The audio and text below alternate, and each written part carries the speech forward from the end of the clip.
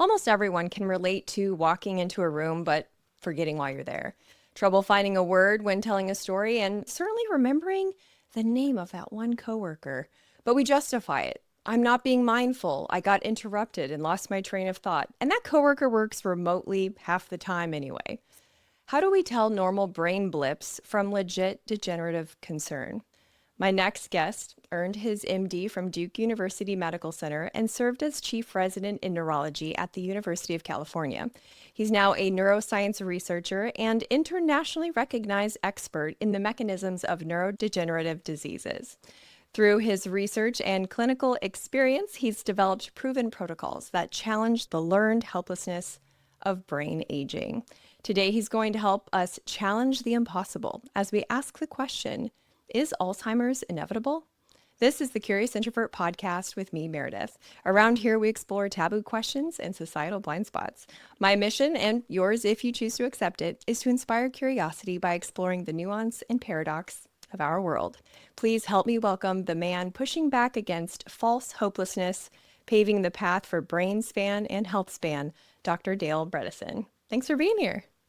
Thanks so much, Meredith. Great to talk to you. I am so excited to dive in. I've been loving your book, so I want Thank to you. get right to it. Is Alzheimer's a death sentence? Absolutely not. And in fact, we are just finishing a randomized controlled trial at 6 different sites around the U.S., and we are seeing better improvements than have ever been published previously, with huge impact from the protocol that we've developed. So absolutely, we see it. And of course, the earlier you start, just as for cancer, the big point is get in early. Don't wait, get early testing. The same thing for heart disease. Don't wait to have a heart attack. Get a calcium score for your heart, etc. And it's no different for cognitive decline. And the good news is there are some wonderful blood tests now that weren't available even 2 years ago. There are several of them. The most sensitive are by a group called Neurocode, and you can get these at getabrainscan.com. And you can actually get these direct. If you're before 60, you want to do it every 5 years, so you don't have to do it very often. See where you stand, and that way you'll tell you. We recommend start at 35, 40, 45, 50, 55, 60, and then every 2 years after that. That's the way we deal best with all of these complex chronic illnesses, whether you're talking about heart disease, cancers, diabetes, metabolic dysfunction, or neurodegeneration. Okay. What's so different, though, about what you're saying is two things. For one, we don't usually think of Alzheimer's as something we should prevent. And two, when we talk about these early screenings for heart disease and cancer, they very much feel like a sales funnel. Do you know what I mean? Like the screening's like, okay, now we get to put you on this medication because you have pre-diabetes. But your approach is so different because you're talking about lifestyle changes that support optimal health instead of kind of the learned helplessness that we get from the pharmaceutical model. Yeah, that's a really good point. This is a new era. Things are really changing, and it's because in the past there has been nothing that we could offer. So people would say, well, don't bother to check. They would say, don't bother to check your genetics because there's nothing you can do about it. And in fact, we now know that there's a tremendous amount you can do about it. There's a whole website, apoe4.info, started by one of the patients, Julie G., who's a ApoE4 for herself. That's highest risk for Alzheimer's. Had early symptoms, has done well. She's now over 13 years doing the right things and having no problems. She took her scores from the 35th percentile to the 98th percentile. So she is brilliant. She's doing great. In fact, she wrote a part of my second book. She wrote the handbook part of that. And the website has over 8,000 people who are all ApoE4 positive at risk. And they're, most of them on some variation of our protocol, and most of them doing very, very well. So it is a new era. And you're right. There's always this concern about, well, is this really good for me? But there's no question, looking at your cognitive changes early, very helpful. If everybody starts early, there should be very little dementia. Just like when you develop a cancer, you go through stages where it's, less malignant. You can start with a benign tumor. It can then develop additional mutations and become a more malignant and then a metastatic tumor, etc. It's the same sort of thing when you have cognitive decline. You go through 4 phases. So in phase 1, you're asymptomatic. And the good news is you can even pick things up then and say, okay, you're feeling great, but let's keep you feeling great. We've never had a single example of someone who started when they were asymptomatic, got on the protocol, did things right, and yet developed dementia. So that's a very successful time to start. The second phase is called SCI, subjective cognitive impairment. And by definition, what that means is you know something's not quite right. You're not remembering things the way you used to, or you're not having other cognitive things. You know, you may occasionally get lost, or you may do other things. You may have trouble with figuring out a tip, for example, that you didn't have trouble with before, that sort of thing. People often will say they don't recognize faces the way they used to. These are all kind of earliest signs, but you're still able to score normally on cognitive testing. So by definition, that's called SCI. And again, the blood test will already pick it up and say, oh yeah, you're in the earliest changes and great time to get in. That lasts, interestingly, on average, 10 years. So the window of opportunity for all of us is huge, which is why I recommend just get checked every 5 years, because it does sneak up on you. We had one woman who came in and said, you know, this runs in my family. I'm concerned. She had a single copy of this ApoE4 allele that is the common genetic risk. And she said, but I think I'm okay. And I actually mentioned her in the book. Her MoCA score was only 23. So she was already well into the third stage. So in the third stage, MCI, mild cognitive impairment, and it's too bad they chose the term mild, because as one patient said, there's nothing mild about it. This is where you really are struggling, and now you're scoring abnormally on the cognitive testing, but you're still able to care for yourself. Your activities of daily living are fine. You can drive, you can balance your checkbook, all those sorts of things. Each year, 5 to 10% of those people will now convert to the final stage, which is the fourth stage, and that's called dementia. And that's where now you are starting to have trouble with your activities of daily living. And of course, that's what ultimately leads to not being able to care for yourself. So the great news is we get in early. Everybody does very, very well. Now, in our trials, because we're matching them up with the drug trials, we're only looking at the last 2 phases. We're looking at MCI, mild cognitive impairment, and early stage dementia. And even then, 84% of the people improve their scores. So you can see that even then, there's something you can do, but it's much easier and more complete.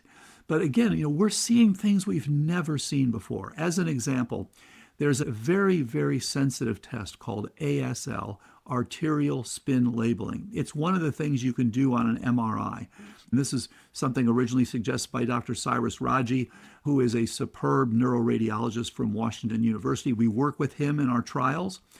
And so ASL is very sensitive to show you decreases in blood flow in specific regions of the brain. For example, one's called the precuneus, as an example. One's called the posterior cingulate. These are regions of the brain that tell you, this is Alzheimer's. So he recently showed a person on our protocol who had a clearly abnormal ASL, Alzheimer's. This is an ApoE4/4, so highest risk, has the problem. He's working, he's using the protocol, he's getting better. They repeated a year later, his ASL, completely normal. So these are things that, people would have said were impossible just a few years ago. And yet we're seeing these wonderful results time after time after time now. You mentioned the MoCA test. That is the self-assessment of 30 minutes, right? Or 30 questions, something like that, where you can take that online, although it's ideal to take it with a trained psychologist. Yes. Do I have that right? That's correct. So it's the Montreal Cognitive Assessment, developed years ago. It's really targeted for MCI. So for the people who have SCI, it's probably a little too easy for you. And the people who are asymptomatic, most people should score out of a 30-point scale, 28, 29, or 30. They claim, down to 26 is normal, but most people who are scoring 25, 26, they're already beginning to have some problems. So it's good for picking up MCI. For picking up even earlier on the SCI, there are some online tests that are even more sensitive, such as the one we've used in the trial, which is CNS vital signs. That's a very good one, but there are other good ones. There's Cambridge has one, and there are a number of others. That whatever you use, get an idea of where you stand because you want to get a baseline. You want to see, am I starting to slip a little bit? One of the problems is that this sneaks up on you. And so Yes. people will keep saying, oh, I'm probably okay. I'm probably okay. And we talked about this in the book as well, that, probably okay, as just as you said, you explain away these slips, but you know that something's not quite right. And in Right. fact, what's really great to see when people then get on appropriate treatment, they notice the difference. Like, oh my gosh. One of the guys said to me, his wife got in the car and he said, oh, I forgot exactly where we're going. She's like, no, no, here, this way, turn left. And she was fairly far along and she's done great. Left, right, left, right, left, right. I know exactly how to get there. And you can see these, improvements. So you'll notice as things get better. Well, I mean, if I can just go into the bathroom at the mall and come out and go the correct direction, I would get really excited. But I want to ask you I more hear about you. this self-assessment because so many Yes. people experience some sort of state of neurodivergence, right? Yes. ADHD, autism, audio processing disorder. So for those people, how do you recommend that they maintain awareness without confusing their baseline with signs of degeneration? Yeah, that's such a great point. And it's very simple. There is a very sensitive and excellent and free online test. Just go to mycqtest.com, free test, and it'll show you, where do you stand. And that one takes about 20 minutes. Okay. So very, very easy. The MOCA, just as you mentioned, it's good to have someone who has already certified in giving the MOCA test to be giving that. And it's pretty straightforward.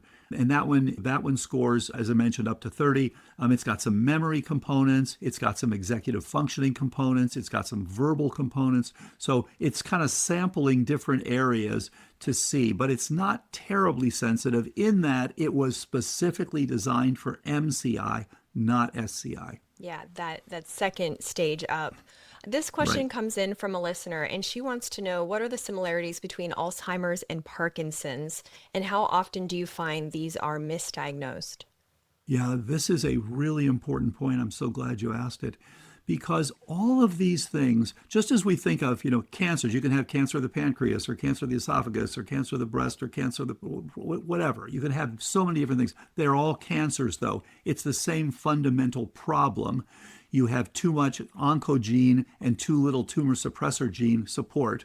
So you are driving this production of more cells. Neurodegeneration, same idea. What we discovered in the lab, and we had a lab for 30 years looking at the fundamental nature of neurodegenerative diseases at the molecular level, what we discovered is that these are all network insufficiencies. So in each case, what happens is you have several things that are critical for supply, and then you have demand. And when you're young and healthy, good supply, not so much on the demand. As you get a little older, or if you have specific genetics, the supply is starting to drop. The blood flow is decreasing, the oxygen saturation, the mitochondrial function. And at the same time, the demands are actually going up. Now you have some inflammation. Now you have some toxicity. You got to detox. And so you pass this point where instead of making and keeping connections, you actually are pulling back. And you are, what we found, which was very interesting, is you're switching from a connection mode to a protection mode. And you can see that at every level, at the molecular species, at the cell level, at the tissue level. And your organ and the entire organism is switching over to this protection mode. Now, Alzheimer's versus Parkinson's, there's something called antagonistic pleiotropy, which means as we all evolved, we continued to select for performance over durability. And of course, the organisms that selected for durability were killed by the ones that selected for performance.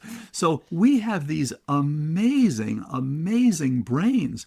We've been selected to do this stuff. So for example, you can remember more, you can store more in your brain than over 2,000 home computers. I mean, imagine 2,000 home computers. It's incredible. At the same time, you have this unbelievable ability for motor modulation to play the piano, to play a violin. I mean, check out Simone Biles. What she can do shows what a human being is capable of. These things take energy, they take fine tuning. So you have one system for memory storage, for neuroplasticity. When that one is not supported enough, you develop Alzheimer's disease. When the motor modulation one doesn't give you that fine tuning, you develop Parkinson's. So there are two different examples in which the supply was exceeded by the demand repeatedly or chronically. And you can now trace it down to what caused that. And there are many things, which is why we look in Alzheimer's at these many different things. In Parkinson's, the major point here, the fundamental nature, is that mitochondrial complex 1 is the rate limiting step.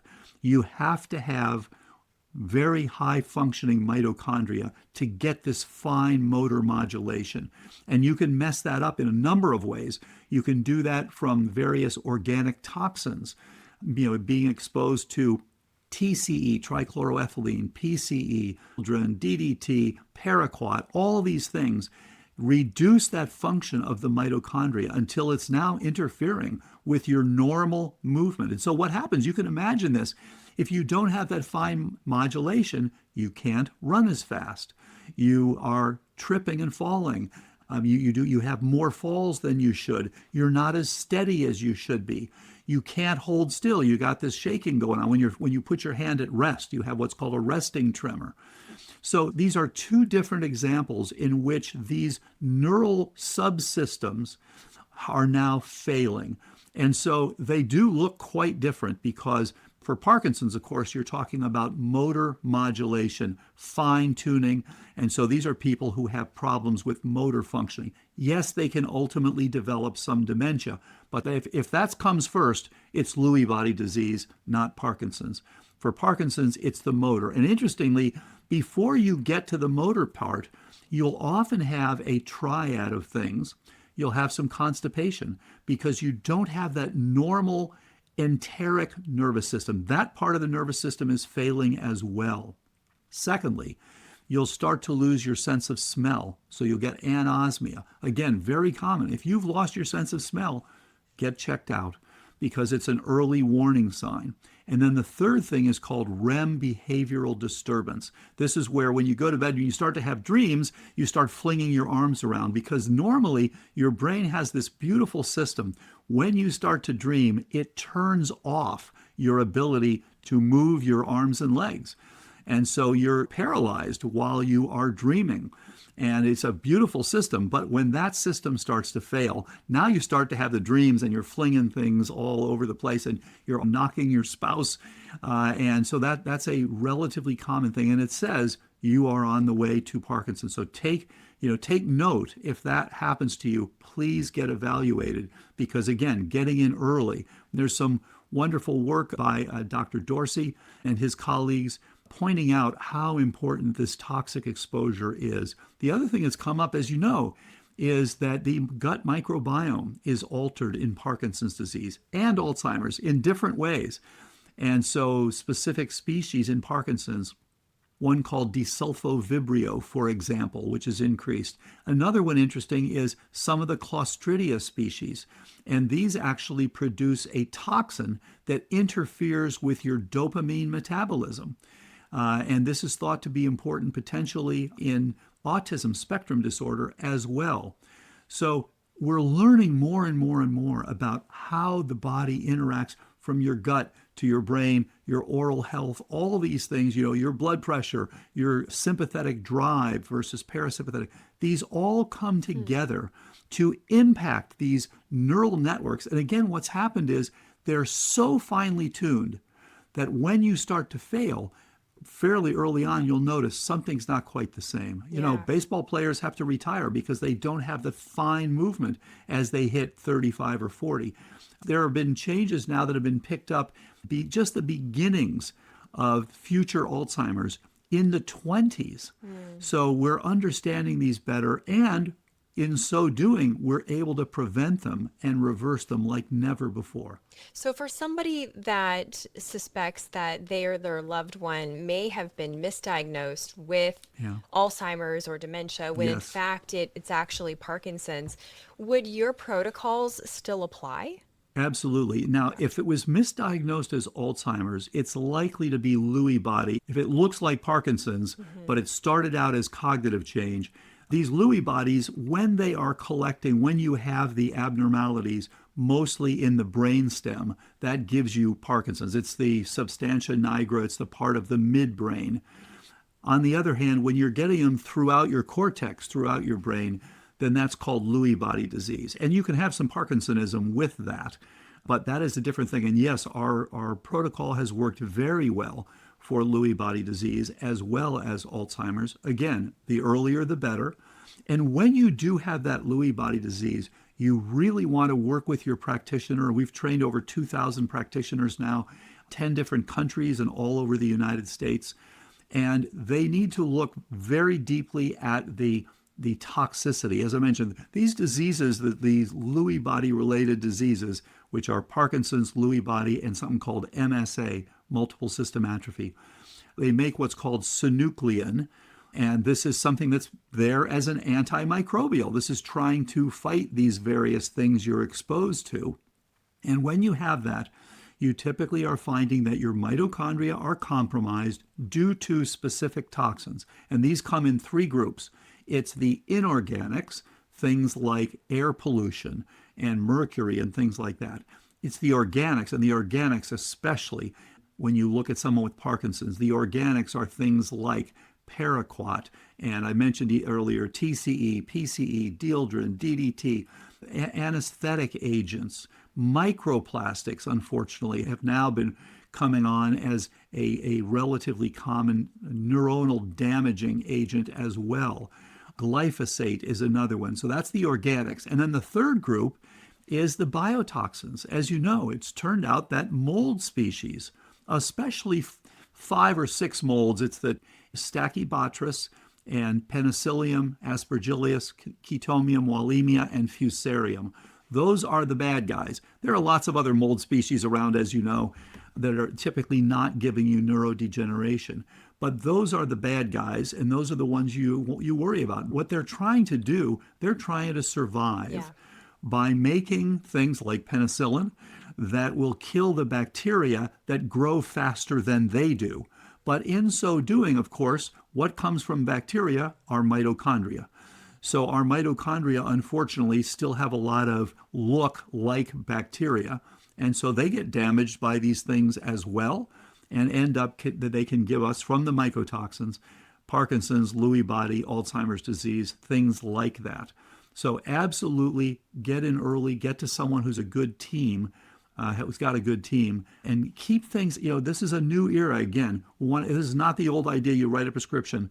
It doesn't work. It's not that simple, unfortunately. You want to optimize the various players that are driving this neurodegenerative process.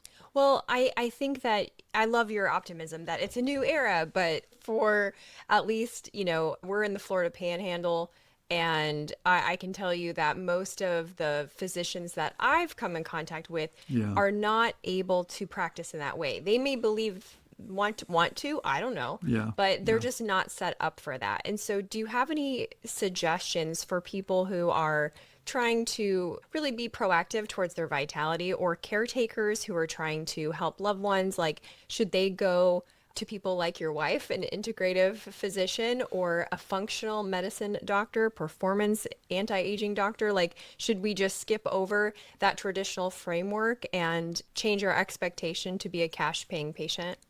Yeah, this is a really critical point right now because we are in the middle of this paradigm shift. We're in the middle of this, as you know, this upheaval in medicine. The medicine that I was taught 50 years ago in medical school is really outdated now. This idea that we're going to make a diagnosis, we're really taught, to look for the what. What is it? Is it Alzheimer's? Is it not? And then I was going to write a prescription for something or send someone to surgery. That is way outdated now. We do much better by asking why. What happened? Did your gut microbiome change? Do you have a genetic predisposition to this problem? Mostly these things work together. You have some genetic predisposition, you have some exposure to something, and then your lifestyle also adds to this. And everything together is a problem. It's too much now. You're overburdening the system that you're born with. And so now you're pulling back, you're switching, as I said, to that protection mode. You're trying to fight these various insults, whether it's changes in oral microbiome, chronic sinusitis, leaky gut, so many other things. So you're right. The big problem is today, if you walk into a doctor's office, it's for most people, it's a disaster. They just say, yeah, you've got some problems. You may develop Alzheimer's. We don't know. We don't know what causes it. We don't know what to do about it. We'll give you a drug and it's not going to work very well.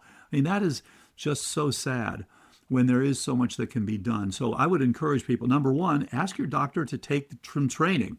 There's something called Recode 2.0 training that looks at all the different pieces that are driving this so that you can get best outcomes. And this is what's led to the best outcomes to date. Secondly, you can take some training yourself. You can take that, and we've got a number of fantastic experts. Dr. Anne Hathaway on BHRT and on hormone replacement. Dr. Cyrus Raji, I mentioned earlier, fantastic neuroradiologist. Dr. Neil Nathan, who's the world's expert on mycotoxins and chemical sensitivities and things like that, along with Dr. Shoemaker, so also a world's expert on mycotoxins. So there are tremendous people who can help teach this to help you get best outcomes. But you're absolutely right. We're hoping that in the near future, it would be part of standard of care and it would be reimbursable and it would be simple. You just go through this. I do think, though, of all the investments that you can make, investing in your brain health is one of the best.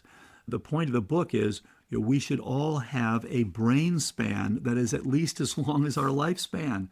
Because if you're going to have, everybody's met people who live till 80 or 85 or 90, but their brain only works till they're 70 or 75. Yeah. That's a problem. So we want to give you we want to make sure that your brain span is just as long as your lifespan. Yeah, and I think there's an under-recognized emotional investment when it comes to pursuing vitality for ourselves. We go to a performance medicine doctor and they take we've been very happy with them so far.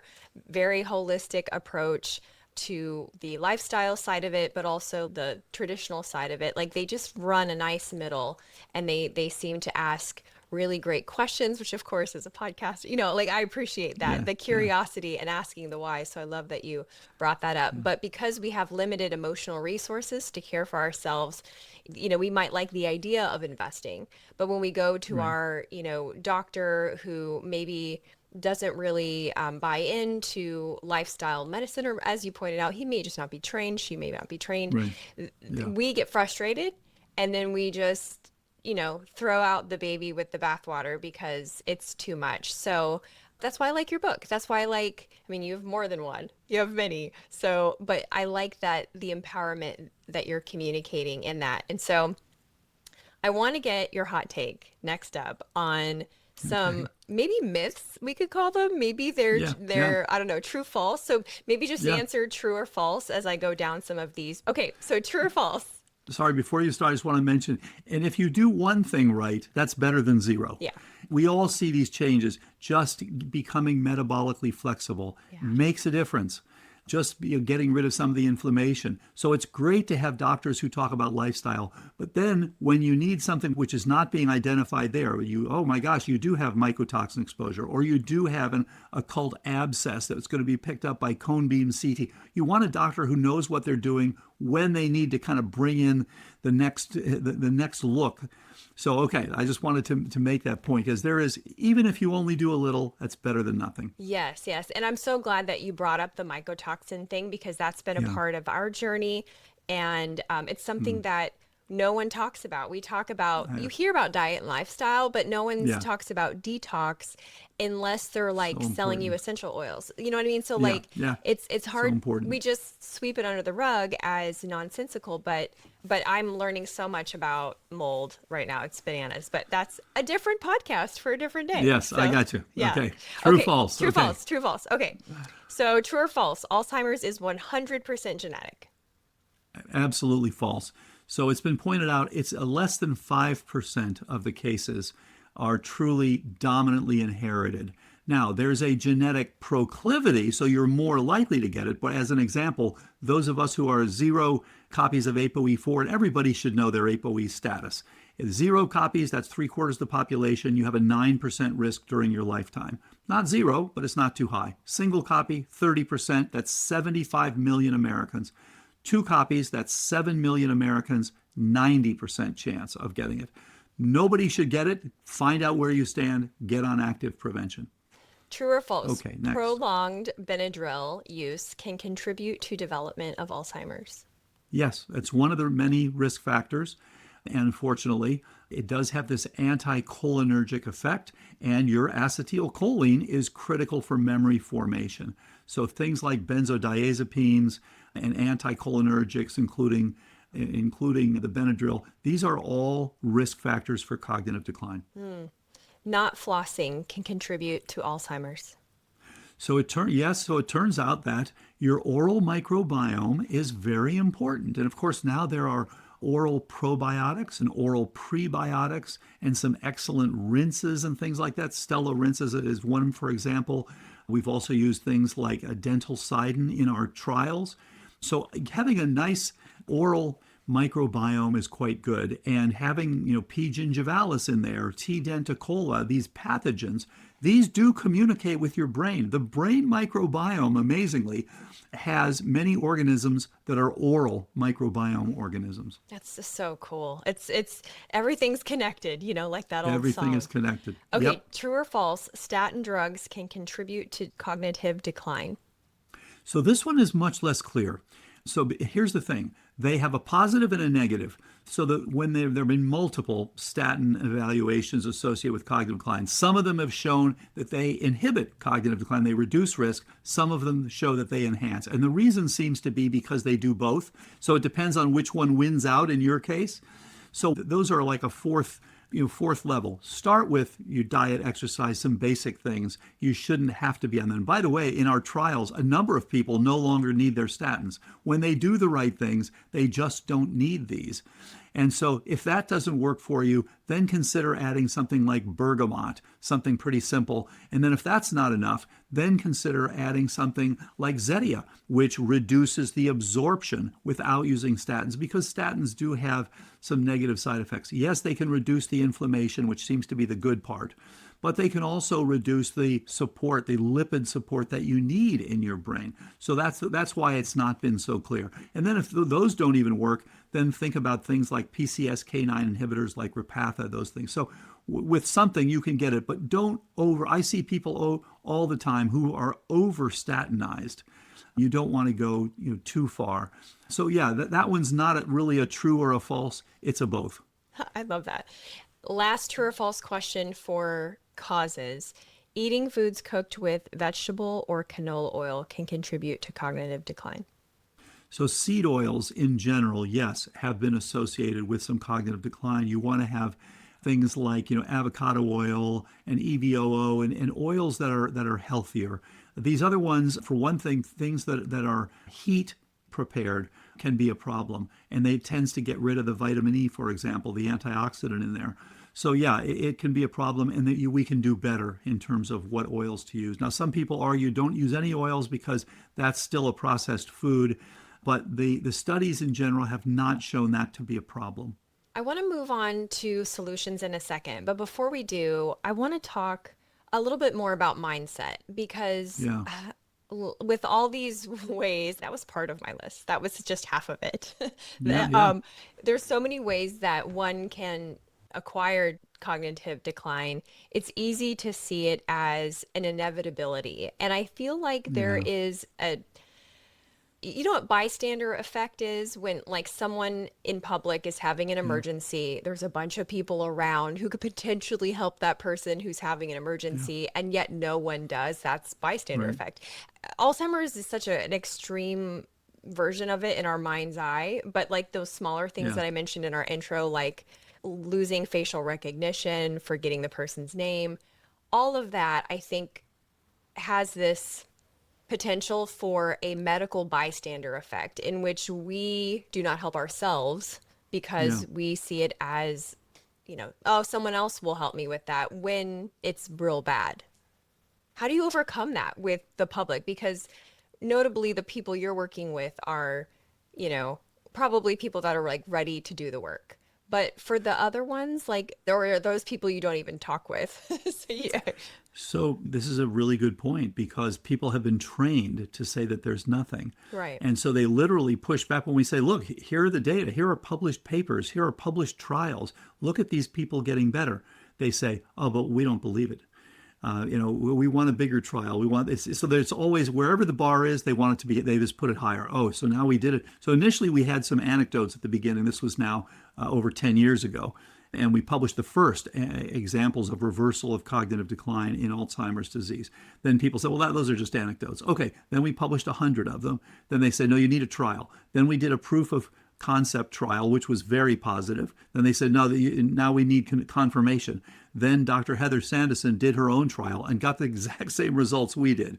Then they said, oh, that's not good enough. We want a randomized controlled trial. So, okay, now we're finishing a randomized controlled trial. We already have 95% of the cognitive data, and it shows better results than have ever been published before. Then they're going to say, well, we want to have more people. They'll often point out, well, these drug trials are, 1,500 people.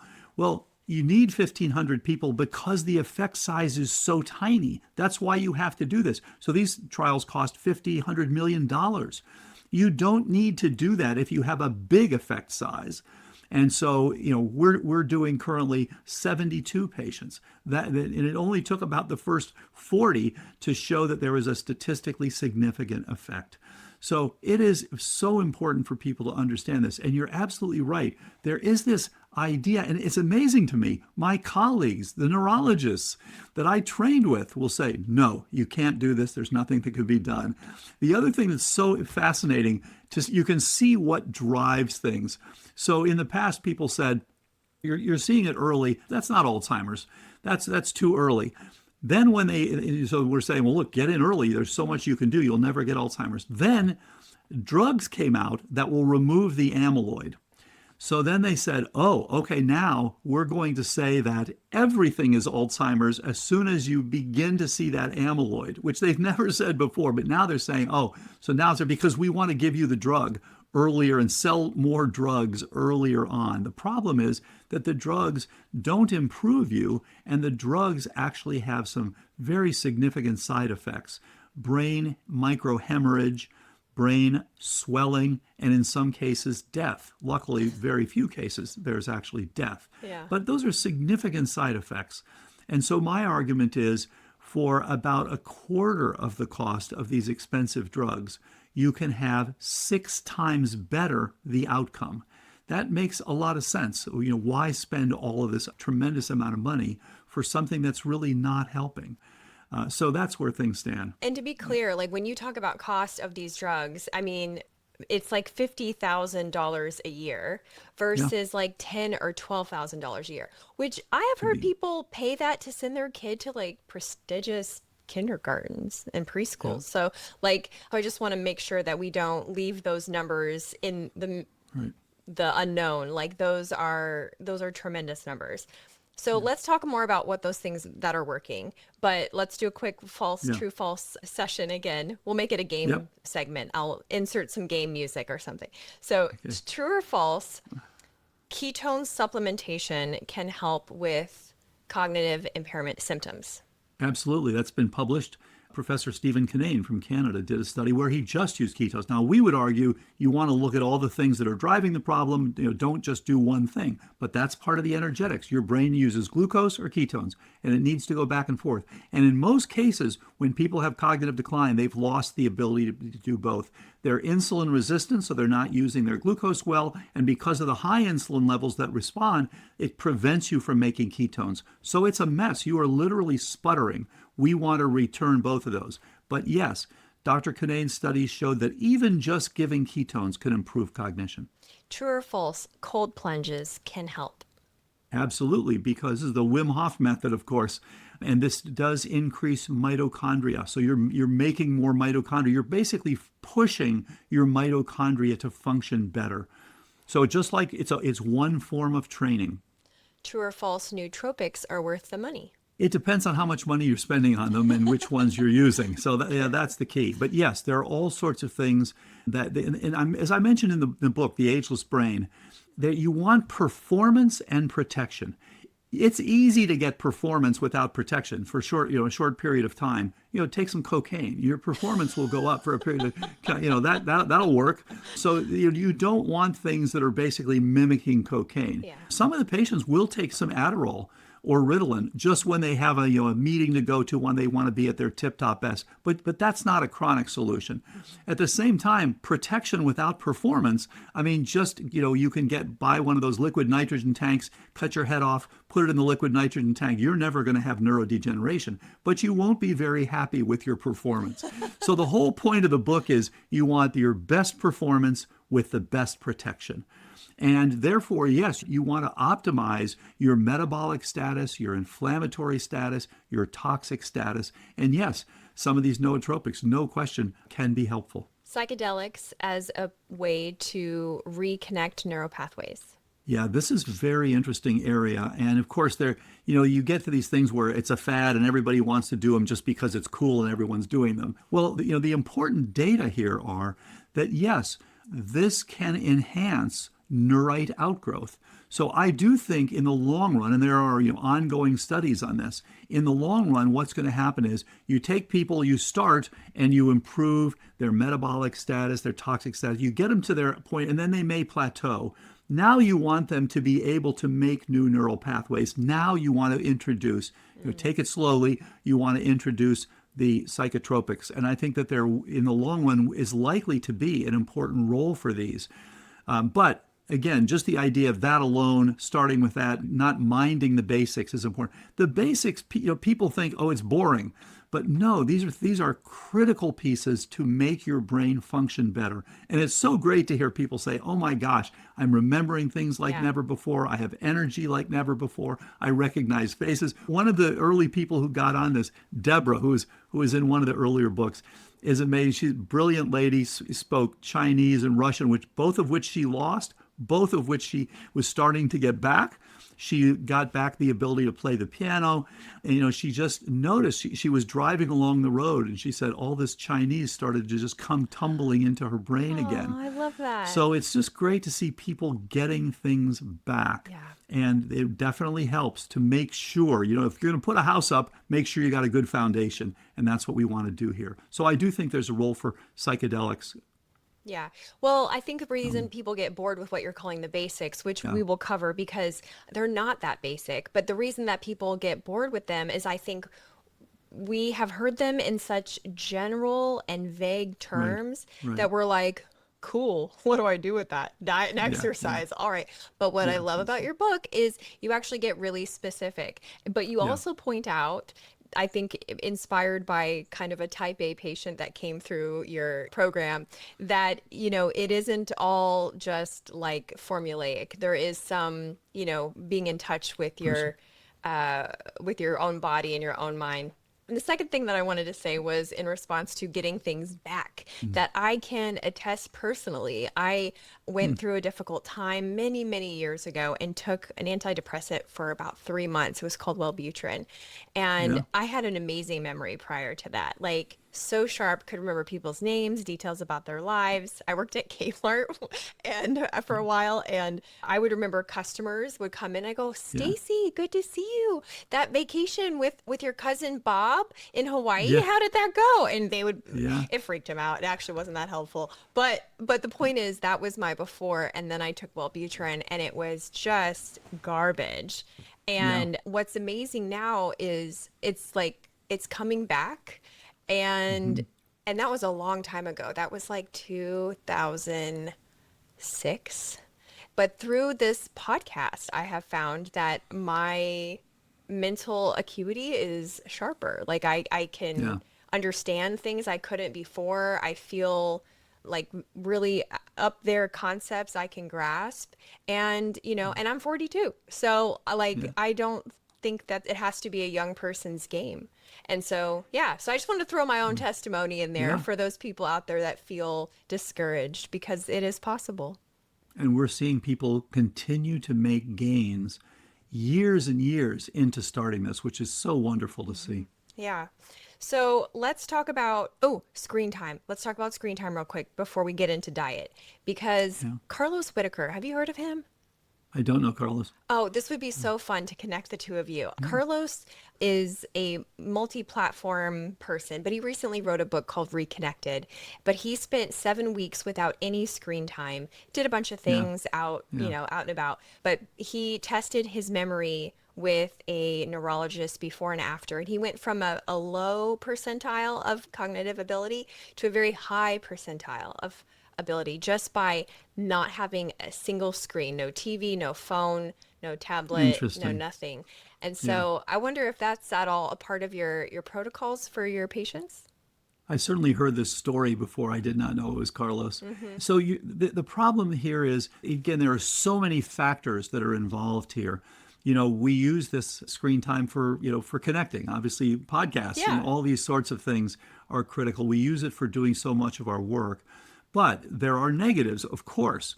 And of course, we get some stimulation from it. But we're learning things. You can look up things like never before. With all the AI and Chat GPT and all this, you're able to get answers that would take a while in the past. At the same time, you have to be careful. And one of the things it can really interfere with is your circadian rhythms, of course. And so you want to either put your blue blockers on or do the screen dimming at night. You want to make sure that it doesn't damage your circadian rhythms. And so, yes, you're right. Used appropriately, it's a real positive. Used inappropriately, it can be a significant negative. Okay, let's talk diet because this is really interesting. We are going Yeah. to demystify the diet part as it relates to brain health protocol. Yeah. You said in your book that if there was one big bad boogeyman, as you put it, it Yeah. is sugar. So, is Yeah. there a threshold of either grams of sugar daily or grams of carbs daily that should be our target that we're going for? Yeah, great point. And I was working with a guy recently who found out that he was ApoE4 single copy, and he had some significant metabolic issues. Was overweight, was borderline diabetic, did not realize he was having cognitive issues. So we checked his cognitive score, 10th percentile. So a couple of months later, went on what we call KetoFlex 12-3. It's a plant-rich, mildly ketogenic diet. Lost weight, improved his blood pressure, improved his lipid profiles, improved his hemoglobin A1C, and now his memory percentile. There's cognitive test, same cognitive test, 10th percentile, 91st percentile. Wow. So yes, it makes a difference, and arguably the most important and most common risk factor in the United States for cognitive decline is metabolic dysfunction. There are this is what's leading to prediabetes. It's what's leading to metabolic liver disease in so many people. It's what's leading to insulin resistance, high hemoglobin A1Cs, ultimately prediabetes, and then full-on type 2 diabetes.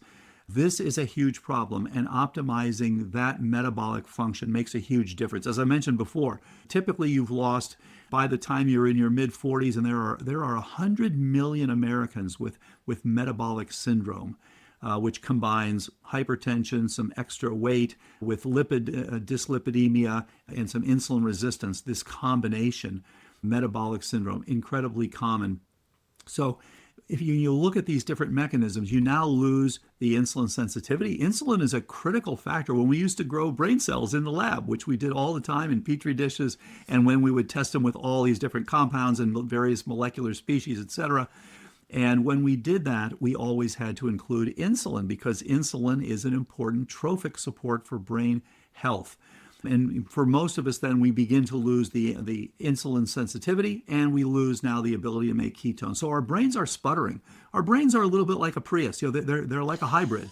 You got to have one of those two things. If you don't have either of them, you're not going to go anywhere. Yeah. And so definitely the approach that we've taken has, as I mentioned in the book, I list all these amazing mechanisms that you get from optimizing your diet. And people have talked a lot about Mediterranean diet and Mind diet. They're fine, but they don't give you that additional piece of being mildly ketogenic. But they do the other parts. So they're giving you the fiber and things like that. Now you asked about sugar. You want to get as close to zero as you can. And I should mention, fructose is worse than glucose. So high fructose corn syrup is about as bad as you can do. And Professor Rob Lustig and Professor Rick Johnson, two colleagues and wonderful guys, brilliant guys, have pointed out that fructose is worse. It increases the advanced glycation end products far more than glucose does. So it's a real problem. But you want to keep it as close to zero. Now, typically the diet that we recommend is about, in terms of total calories, about 70% good fats, about 20% on the protein, and about 10% on the carbs, or even 15-15.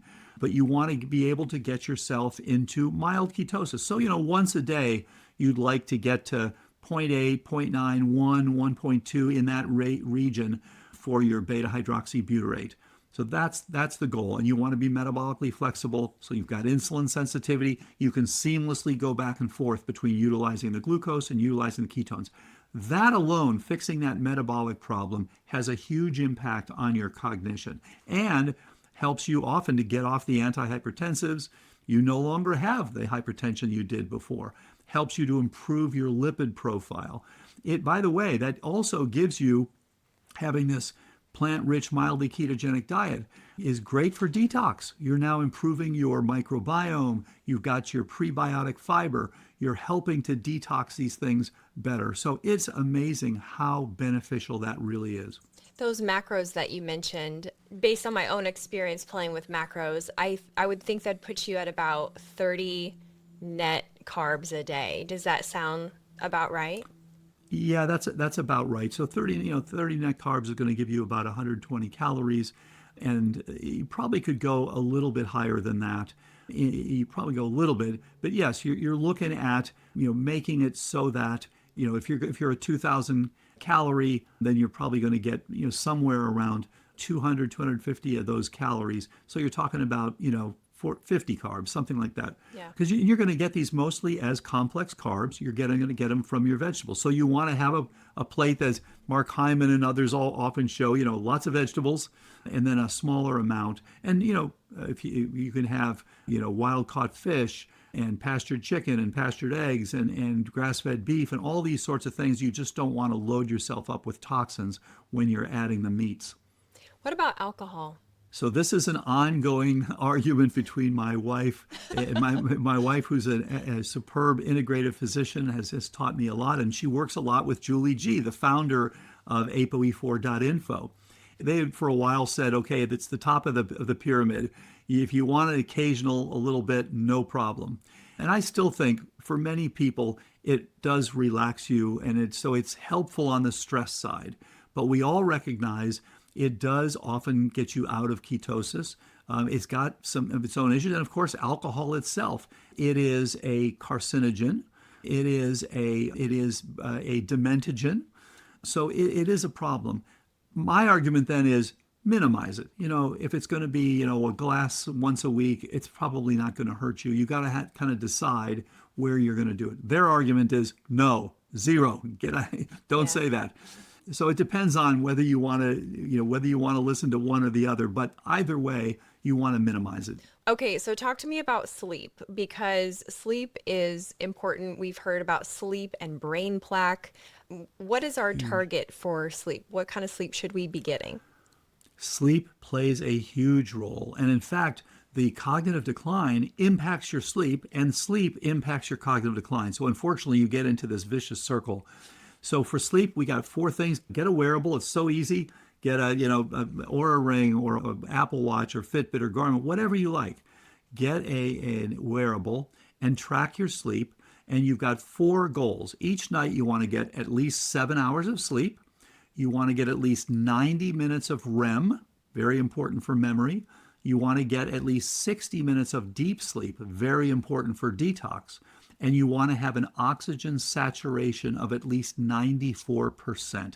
If you hit those 4 parameters, you're doing well with your sleep. If you're not hitting those, then let's find out why. It's been pointed out that about 80% of sleep apnea goes undiagnosed. So if there's any question, please, you can do this at home now. There are home mechanisms, or you can go in and have a sleep study. Find out if you do have sleep apnea, or upper airway resistance is another syndrome, which just basically makes you secrete adrenaline repeatedly because you're sucking this through it. It's like sucking air in through a straw. So optimize your sleeping. It will pay dividends for years. So, exercise. What moves the needle as far as improved brain function when it comes to exercise? Hey, you know what's crazy? YouTube told me that only 3.9% of those of you who watch are actually subscribed to the channel. If you want to see me again, consider hitting subscribe and turn on the notifications for new episodes. Okay, back to the show. Yeah, I've heard so many people say that they notice it. I notice this myself. If I get up in the morning and do a bunch of exercise, I feel invigorated. I feel I'm sharper during the day. And if I don't, I notice the difference. So you're getting the aerobic side is giving you better blood flow, is giving you better oxygenation, is supporting your mitochondrial function. These are all important things for brain function. The strength training side, interestingly, is giving you more insulin sensitivity. That's enhancing that. And it's also communicating with your brain, and both of them are enhancing your ability to get into ketosis. So it's very interesting the way that the ketones actually have an impact on your brain's production of BDNF. There was some beautiful work out of Cornell a few years ago showing that these things actually molecularly will impact your histones and actually now allow you to produce more brain-derived neurotrophic factor, which literally is intimately related to Alzheimer pathophysiology and gives you a better situation with respect to your synaptic performance and synaptic maintenance. So no question, exercise is part of the overall protocol that gives you best outcomes. And I would encourage everyone to get your book because you talk about the aerobic recommendations versus the Yeah. muscle building recommendations, but you also point out the best exercise is the one that you'll actually do. So Yes. that's definitely a good recommendation.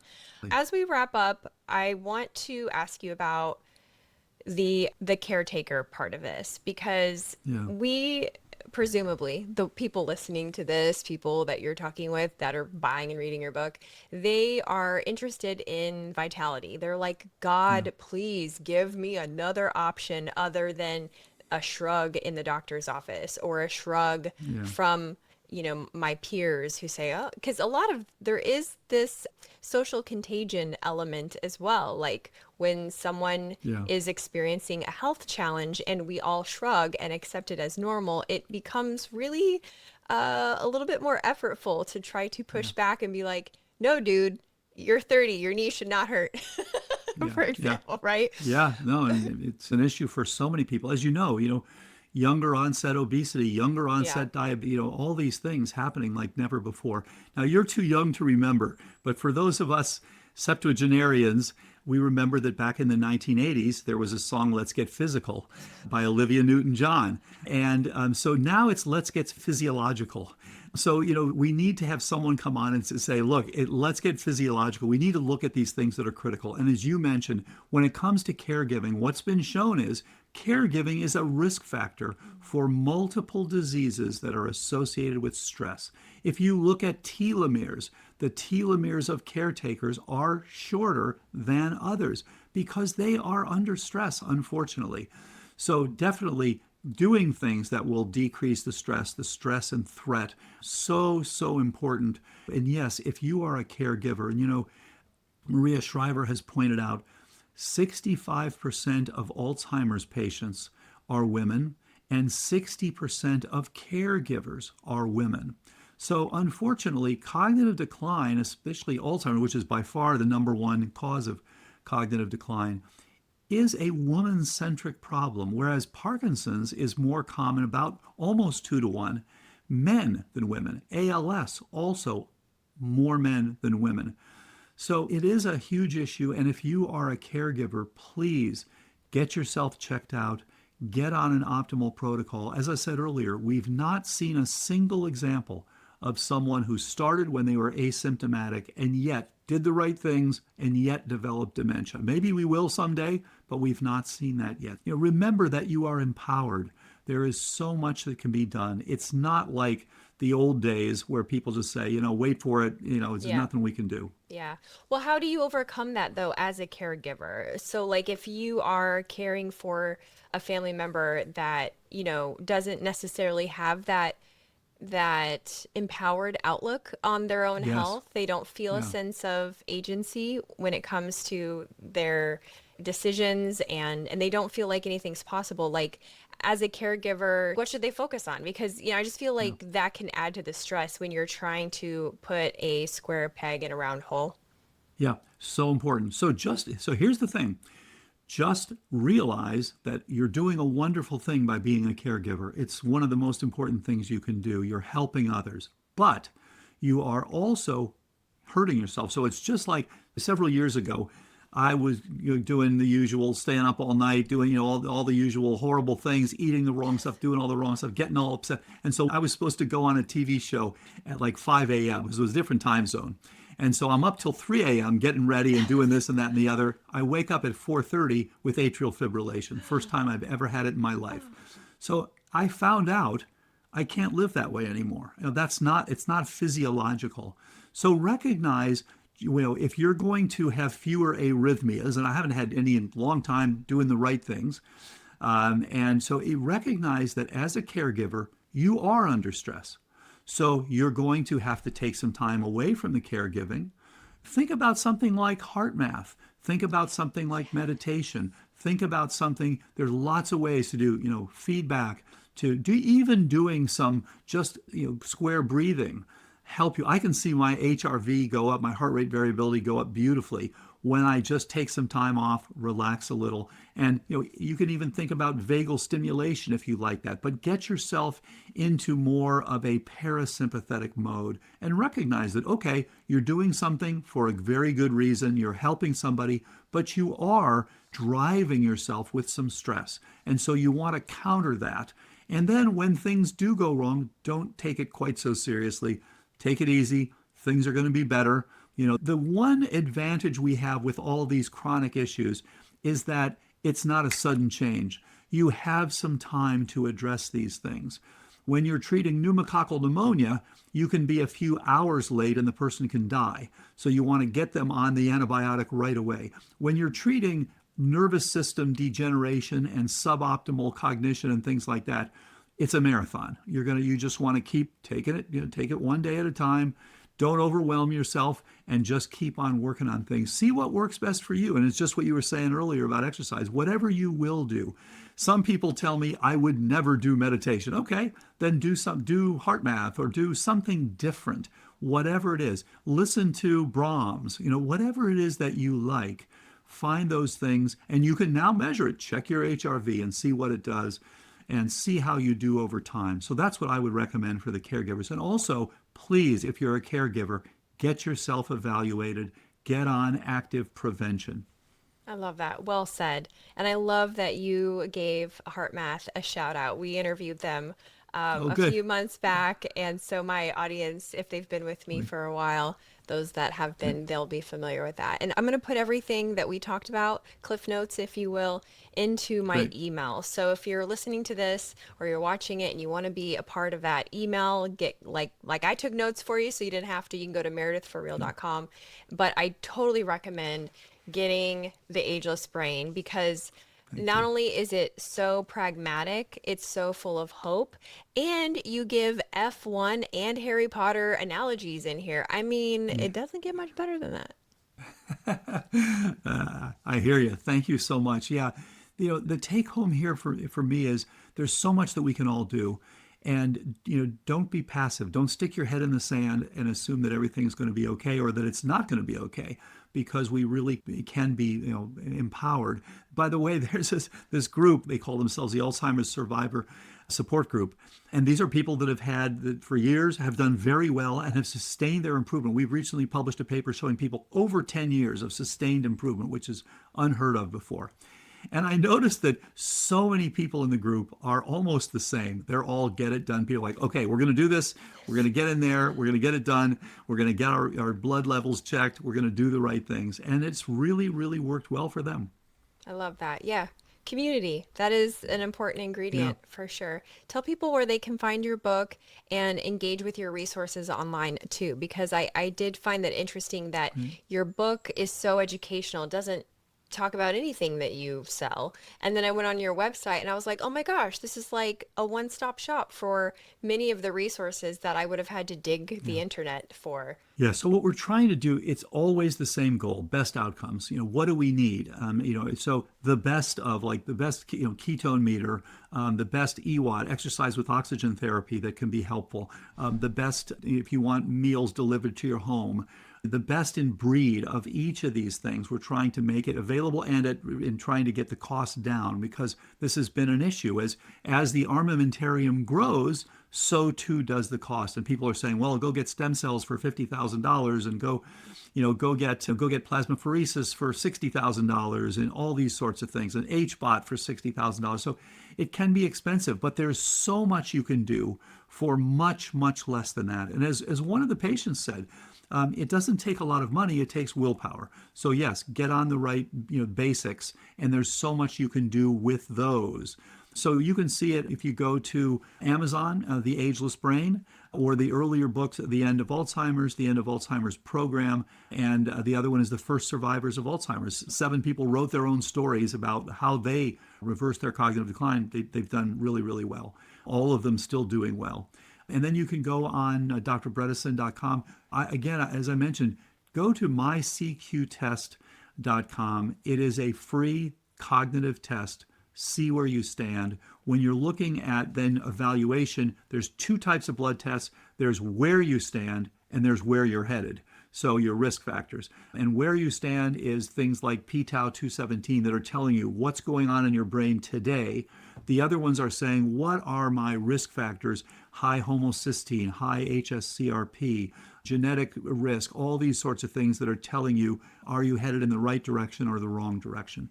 So there's lots of places. I'm on Instagram, Dr. Dale Bredesen, and Facebook, and the usual X, Blue Sky, all those. Awesome. Thank you so much for this conversation. Thank you for the work that you're doing and for giving everyone legitimate hope that they can not just live longer, but live longer and live well. So thank you.